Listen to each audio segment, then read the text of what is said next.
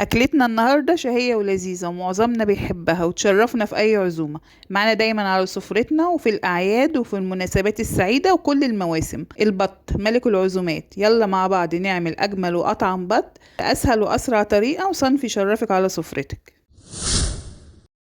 ازيكم عاملين ايه؟ أول حاجة نبدأ بسم الله. معانا بطة بلدي كبيرة وزنها حوالي 4 كيلو ونص، هنعملها النهاردة بالمرتة. أول حاجة البطة تتغسل كويس جدا، وطبعا نضفناها من أي ريش أو أي حاجة زايدة، هي جاية من عند راجل نضيفة بس برضو عيدنا على التنظيف بتاعها.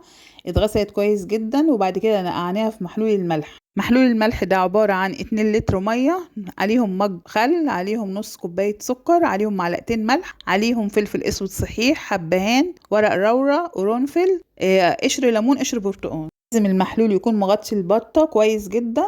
المحلول ده بينضفها من الشوائب وبيشيل الزفارة وبيسهل في السوى عشان بيخلي اللحم طري.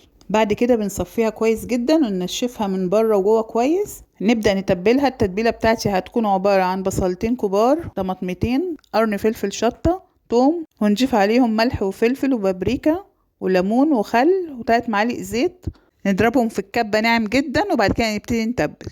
سيب البطة في التتبيلة ساعة وبعد كده نجهز المرتة. في حلة على النار انزل بمعلقتين سمنة بلدي او اي سمنة، 4 معالق زيت. اول ما يسيحوا ويسخنوا كويس جدا انزل بالكبد والقوانص مقطعة قطع صغيرة، اقلب فيها لغاية لما يتغير لونها. طبعا خلطة المرتة اساسها البصل، بنزل بكمية بصل كويسة حوالي نص كيلو بصل، وبرجع ازود بصل ني تاني في الاخر. البصل بيتقطع مكعبات او جوانح اي حاجة مش مشكلة. طبعا خلطة المرتة بتبقى جميلة جدا بالزبيب، بضيف لها حوالي كوباية زبيب، وبضيف حوالي كوباية رز صغيرة بسمتي مستوية نص سوا، بتدي طعم جميل مع الزبيب والبصل.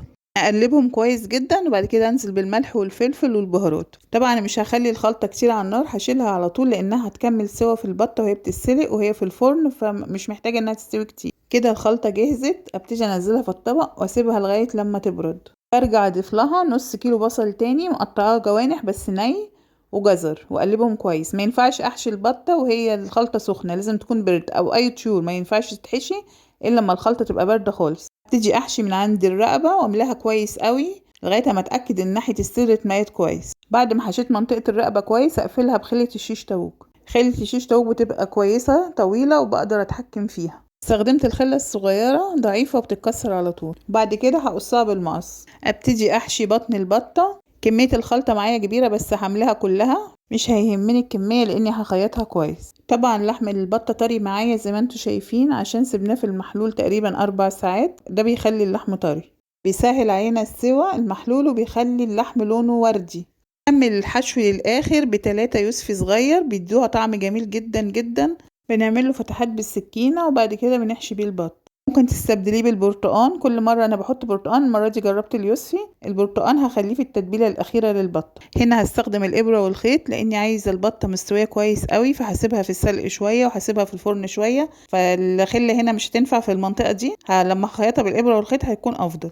الخياطة السريعة على طول، الابرة بس تكون كبيرة شوية عشان الخيط بتاع البط سميك، وبتخلص على طول ما فيهاش حاجة يعني. كده اقلب البطة على ظهرها وبسكينة رفيعة اعمل فتحات صغيرة في الظهر عشان تسهل في السوى. طبعا البطة دي محتاجة حلة كبيرة عشان وزنها كبير. المية تكون بتغلي كويس قوي. ننزل بالبوكيه جارنيه اللي هو عبارة عن طماطم وجزر وكرفس وبصل وفلفل اسود وورق لورا وحبهان. هسلقها حوالي ساعة ونص طبعا عشان هي بلدي بتاخد وقت في السوى.